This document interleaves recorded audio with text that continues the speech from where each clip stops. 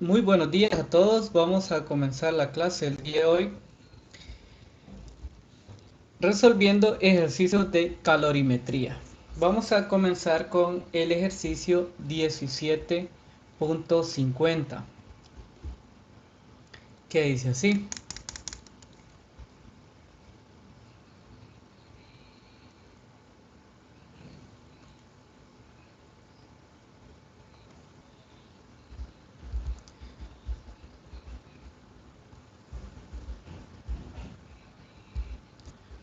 Un recipiente abierto con masa despreciable contiene 0.550 kilogramos de hielo a menos 15 grados Celsius o centígrados. Se suministra calor al recipiente a una tasa constante de 800 joules por minuto durante 500 minutos. Después de cuántos minutos comienza a fundirse el hielo. Inciso B. ¿Cuántos minutos después de iniciado el calentamiento la temperatura comienza a elevarse por encima de 0 grados Celsius?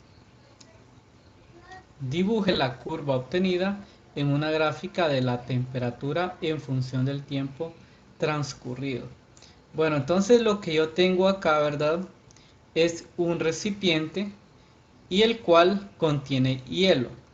Luego a ese recipiente se le aplica calor. Vamos a dibujarle aquí una llama para decir que le está suministrando calor. Ok, se le suministra calor. Inicialmente el hielo está a menos 15 grados centígrados. Se suministra calor al recipiente a una tasa constante de 800 joules sobre minuto.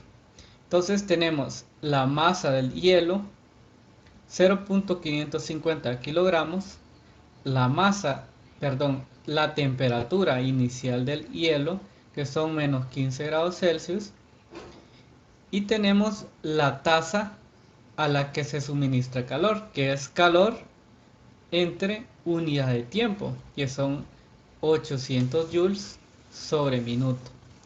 Y dice que se le aplica ese calor durante 500 minutos. Tenemos un tiempo total entonces de 500 minutos. Y me pregunta el inciso A, después de cuántos minutos comienza a fundirse el hielo. Entonces, ¿verdad? Le suministramos calor al hielo y vamos a calcular en qué tiempo el hielo va a comenzar a derretirse. Y bueno, para esto voy a utilizar la ecuación 17.13, que me dice que el calor es igual a la masa por el calor específico por un cambio en la temperatura, ¿verdad? Bueno, sabemos que la temperatura a la cual el hielo comienza a derretirse es a 0 grados Celsius.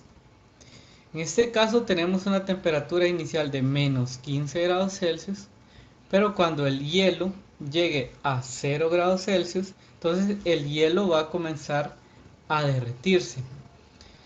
Entonces tenemos esta ecuación, donde el calor sería igual entonces a 800 joules sobre minuto por el tiempo, ¿verdad? Mando a multiplicar el tiempo al lado derecho y me queda esta ecuación. Por acá tenemos el calor específico. En este caso debemos de utilizar el calor específico del hielo, porque acá estamos trabajando con hielo. Y este calor específico lo pueden encontrar en la tabla que aparece en el libro, ¿verdad? Y ese calor específico es de 2100 Joule entre kilogramo por Kelvin. Ese sería el calor específico del hielo. Ahora tenemos la masa del hielo, 0.550 kilogramos. la temperatura inicial menos 15 grados Celsius y la temperatura final serían 0 grados Celsius. Y bueno, con eso entonces ya podemos realizar el ejercicio. Entonces tenemos el calor en el lado izquierdo de la ecuación, que lo tenemos por acá. Tenemos la masa, 0.550 kilogramos. Tenemos el calor específico del hielo, 2100 Joule entre kilogramo Kelvin, por un delta T. Este delta T es temperatura final, 0 grados Celsius, menos la temperatura inicial. La temperatura inicial es de menos 15 grados Celsius. Y bueno, de esta ecuación yo puedo despejar para el tiempo, para este tiempo que yo tengo acá. Entonces me quedaría el numerador como lo que tengo acá, y en el denominador me quedaría 800 joules entre minuto. Entonces al final me daría que el tiempo al cual el hielo va a comenzar a derretirse es en 21.7 minutos. Entonces ese sería el tiempo en el cual el hielo va a comenzar a derretirse, ¿verdad? Y el hielo comienza a derretirse, en este caso, a 0 grados Celsius.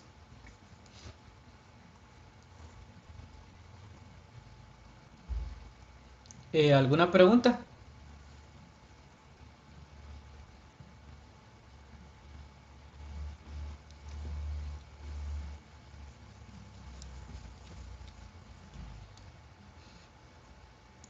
Ok, vamos a continuar. El inciso B me dice cuántos minutos después de iniciado el calentamiento la temperatura comienza a elevarse por encima de 0 grados Celsius.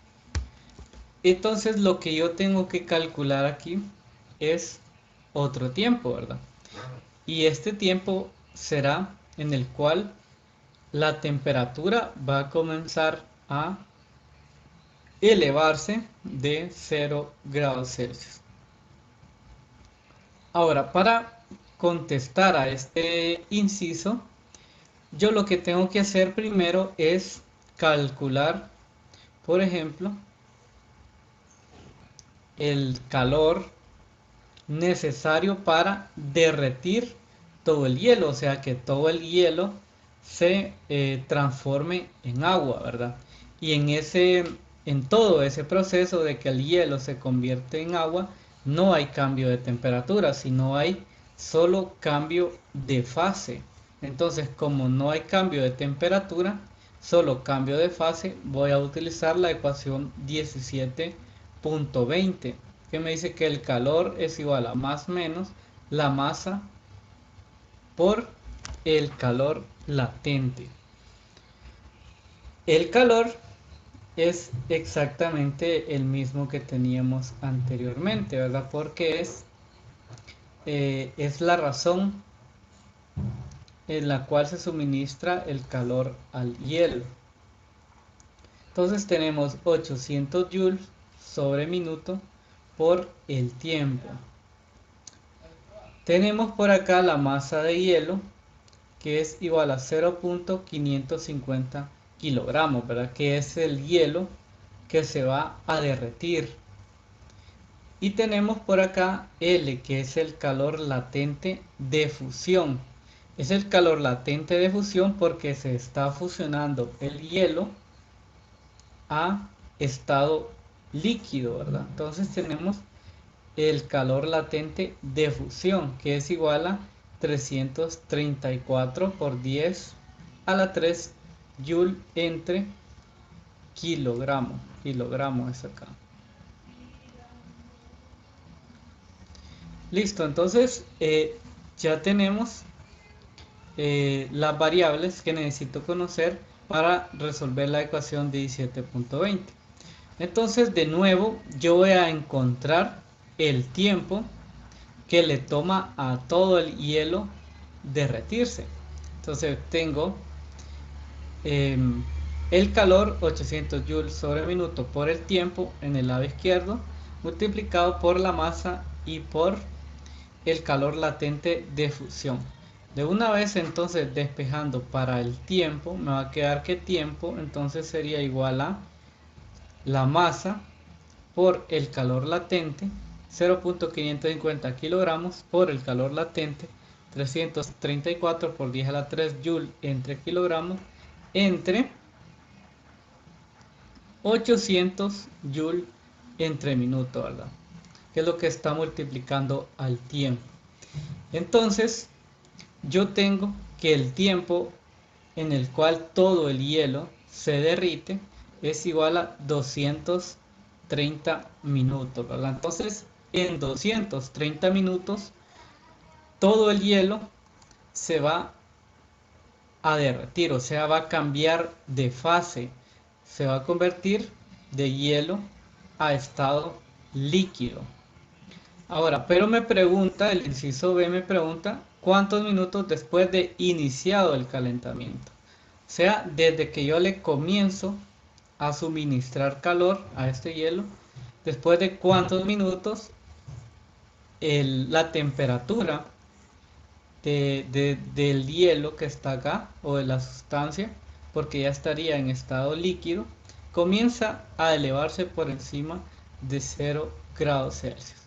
Entonces, una vez que todo el hielo se ha convertido en, en agua, entonces la temperatura va a comenzar a elevarse poco a poco, ¿verdad? Entonces, ese tiempo, el tiempo total sería el tiempo que sacamos al principio, que es el tiempo que le toma al hielo de llegar desde menos 15 grados Celsius hasta 0 grados Celsius, que son 21.7 minutos, más el tiempo que le toma a todo el hielo derretirse, que son 230 minutos. Entonces sería 21.7 minutos más 230 minutos. Y en total serían 251.7 minutos. Entonces, para que esa sustancia comience a elevarse la temperatura arriba de 0 grados Celsius, entonces se necesitan 251.7 minutos. ¿Está claro? ¿Está entendible? ¿Alguien que no le haya comprendido o tenga alguna pregunta?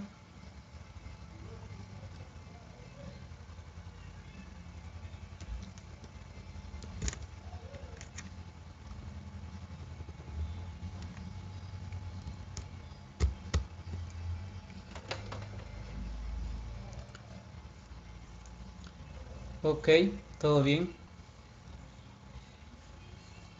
Vamos a contestar el inciso C. ¿Alguien puede hablar solo para confirmar que sí les estoy escuchando? Sí, Ok, gracias. El inciso C dice, dibuje la curva obtenida en una gráfica de la temperatura en función del tiempo. Entonces lo que vamos a hacer aquí es que vamos a dibujar una gráfica, donde en el eje X vamos a tener el tiempo en minutos y en el eje Y vamos a tener la temperatura. Entonces, ¿qué es lo que tenemos por acá? Tenemos primero que para que el hielo pase desde menos 15 grados Celsius hasta 0 grados Celsius, eso lleva 21.7 minutos, ¿verdad? Entonces, hacemos la gráfica desde menos 15 hasta 0 y en el eje X tendríamos el tiempo, ¿verdad? Entonces este punto que tengo por acá es aproximadamente 21.7 minutos. Por acá le voy a colocar y serían 21.7 minutos. Ahora, luego de eso me dice que para que todo el hielo se derrita se lleva un tiempo de 230 minutos. Ahora, de aquí hasta aquí hay 230 minutos. Y el tiempo total serían 251.7 minutos. Entonces, acá, este punto que está acá, es igual a 251.7. Por acá lo voy a colocar.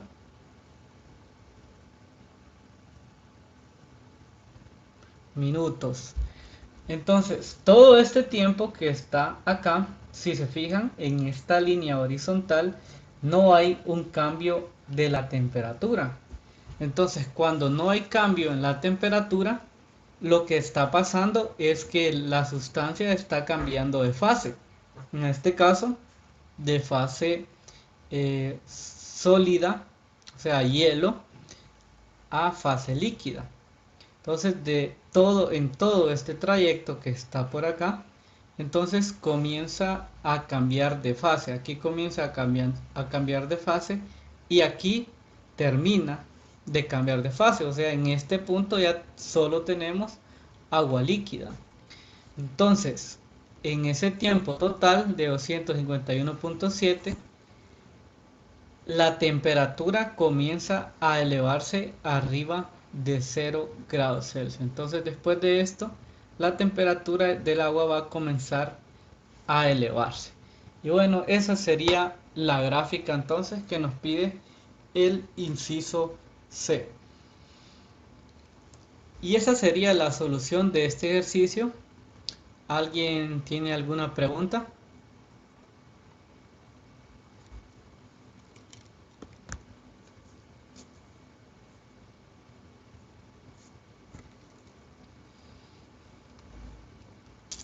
Ok, vamos a continuar entonces.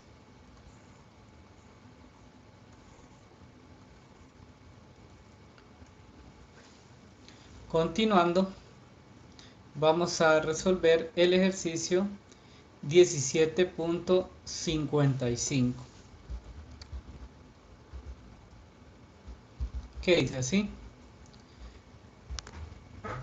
un asteroide con diámetro de 10 kilómetros y una masa de 2.60 por 10 a la 5 kilogramos choca contra la Tierra con una rapidez de 32.0 kilómetros por segundo y cae en el Océano Pacífico. Si el 1% de la energía cinética del asteroide se destina a hacer que entre en ebullición el agua del océano. Suponga que la temperatura inicial del agua es 10 grados Celsius. ¿Cuál es la masa de agua que se evaporará por completo como resultado de la colisión? Para comparar, la masa del agua contenida en el lago superior es aproximadamente 2 por 10 a la 15 kilogramos. Bueno, entonces tenemos el siguiente ejercicio, ¿verdad? Donde un asteroide le da energía al agua, ¿verdad? Por una colisión. Entonces, ese asteroide choca contra el Océano Pacífico y debido a ese choque, este le da cierta energía de la energía cinética que tiene al agua, ¿verdad? Entonces, lo primero que yo voy a hacer es que voy a sacar la energía cinética del asteroide y luego esa energía cinética la voy a multiplicar por 0.01 porque me dice acá que el 1% de la energía cinética del asteroide se destina a hacer que entre en ebullición el agua del océano. Entonces, ¿verdad? Voy a sacar la energía cinética del asteroide. La energía cinética es igual a 1/2 de la masa por la velocidad al cuadrado. Entonces tendríamos 1/2 por la masa 2.60 por 10 a la 5 kilogramos. La velocidad es 32 por 10 a la 3 metros sobre segundo al cuadrado. Y entonces la energía cinética que tiene ese asteroide es de 1.33 por 10 a la 14 joules. Ahora, solo el 1% de esta energía cinética será suministrada al mar para que esa agua entre en ebullición. Entonces, acá dice, si el 0.01 de la energía cinética, entonces esta energía será la energía para la ebullición, o sea, la energía que se le dará al agua para que ésta entre en ebullición. Por acá tenemos la temperatura inicial del agua, que son 10 grados Celsius, y eso es lo que tenemos. Entonces vamos a ver que el 0.01% de la energía cinética será igual a el calor suministrado al agua. Entonces tenemos que el calor total que se suministra al agua será entonces 0.01, que es el 1% de la energía cinética, 1.33 por 10 a la 14 joules.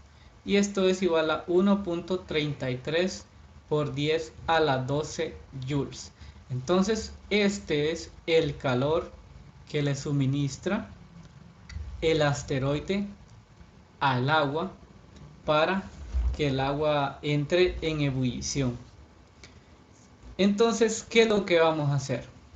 Ahora, hay que tomar en cuenta que antes de que el agua entre en ebullición, primero se necesita un calor para elevar la temperatura desde 10 grados Celsius hasta 100 grados Celsius, ¿verdad? Que es la temperatura a la cual el agua entra en ebullición. Entonces, antes de que entre en ebullición, hay un cambio en la temperatura, ¿verdad? Porque para que entre en ebullición va a haber un cambio de fase, ¿verdad? O sea, de fase líquida a vapor. Pero antes de que el agua se evapore, hay un incremento en la temperatura. Entonces, el calor necesario para calentar el agua de 10 grados Celsius a 100 grados Celsius, que es la temperatura de ebullición del agua, entonces sería lo siguiente, ¿verdad? La ecuación 17.13 tenemos que el calor, le voy a colocar un subíndice sub C, que es para calentar el agua, es igual a más o menos la masa de agua que va a entrar en ebullición, el calor específico del agua por un cambio en la temperatura. El calor específico del agua es 4190 joules entre kilogramos por Kelvin.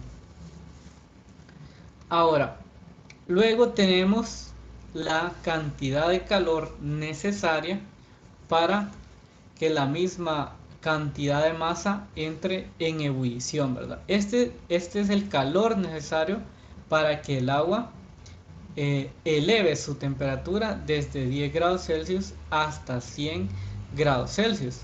Pero como ya hemos visto, ¿verdad? Se necesita un calor también para que la materia cambie de estado. En este caso va a pasar de agua líquida a vapor. Entonces el calor necesario para que esa cantidad de agua pase de estado líquido a vapor sería igual a la masa por el calor latente de evaporación.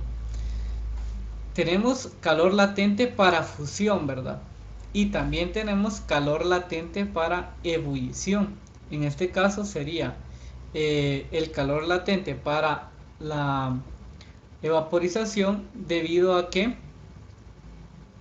el agua se va a evaporar, ¿verdad? Entonces tenemos L sub B. Este valor ustedes lo pueden ver en las tablas del libro, que es 2256 joule sobre kilogramo. Listo, entonces ya tenemos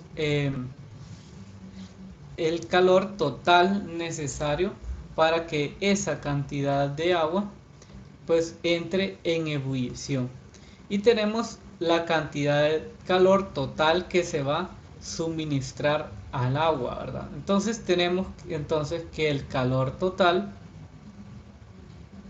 será igual a la suma de calores que tenemos por acá. Entonces sería el calor necesario para calentar el agua de 0 a 100 grados Celsius más el calor de vaporización, que es la cantidad de calor para que esa cantidad de agua haga ebullición, ¿verdad? Entonces tenemos la primera ecuación, mc por delta T. Ahora, si se fijan, estas dos ecuaciones tienen un más menos acá, ¿verdad? Pero como acá se le está suministrando calor al agua, entonces vamos a tomar el signo más en ambas ecuaciones.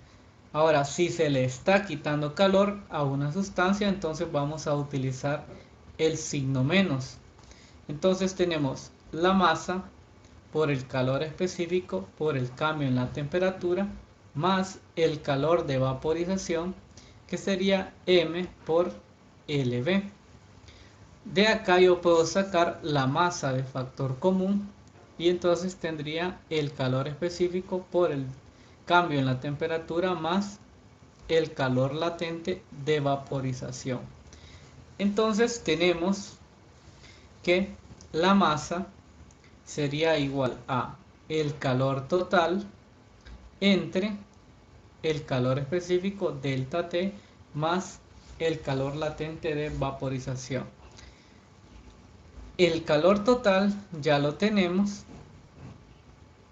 es igual a 1.33 por 10 a la 12 joules. Y abajo tenemos el calor latente del agua, 4190 joules entre kilogramo por Kelvin.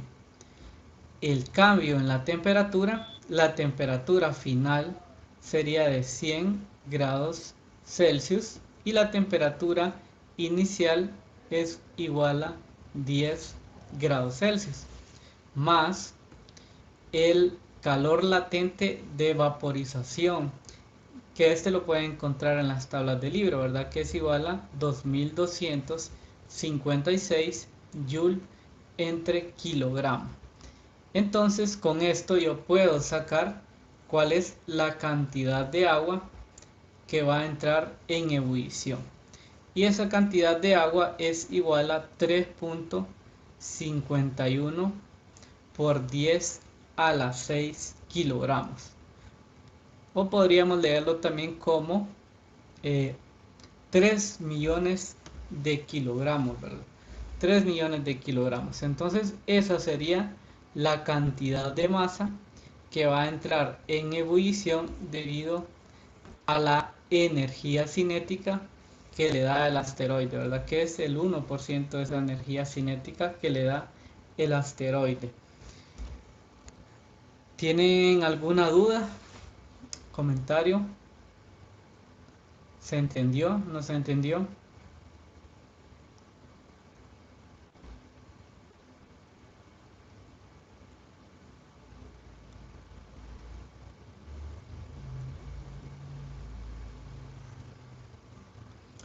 Ok, listo. Entonces vamos a dejar por acá la clase del día de hoy.